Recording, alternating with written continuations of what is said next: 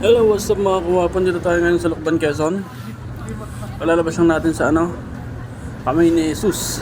Umakyat kami mga kawapo, tapos maghanap tayo ng mga kainan. Okay, mga tricycle na rito mga kawapo, pare-parehas. Isang yari. Oh, diba?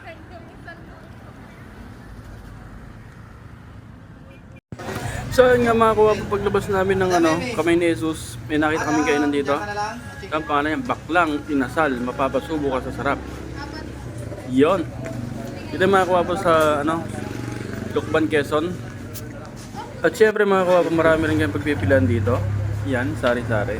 Ang in-order namin ay chicken inasal. Yun daw specialty nila rito mga kawapo.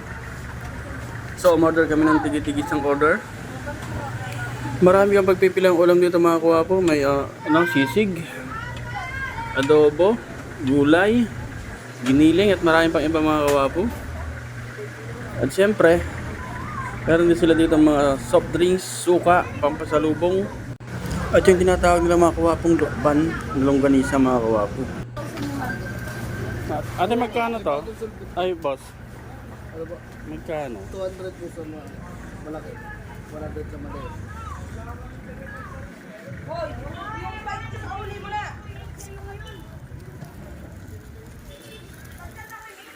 Yan na ba yaman? Okay. Hindi lang po.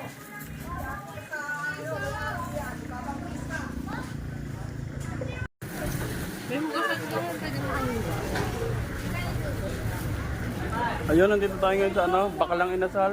Dito sa Lucban, mapapasubo ka sa sarap. Hindi subo.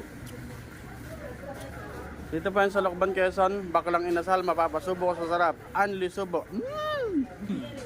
Tapos kami in order. Yun, dito lang naiba din namin kilala to. Nakayupo lang po sa amin. Okay po lang sa amin. Ayun Anli rice, Bakalang Inasal.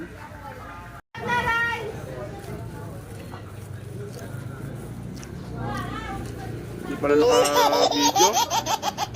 Pala naka-video.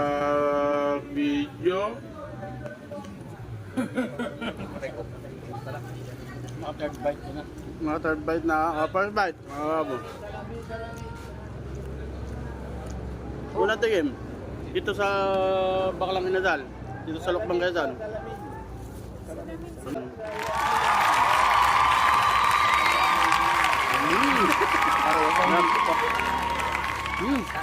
Sarap.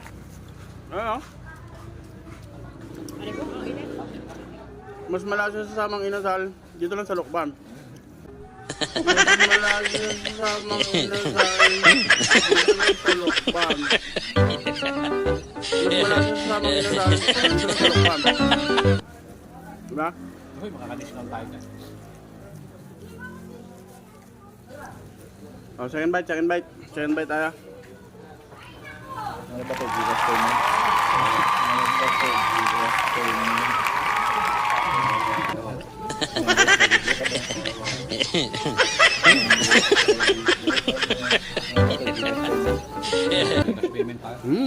Sarap. Kumain muna bago nagtanong. Sarap mga kawapo. Dito mga kawapo. Only rice siya sa sa chicken.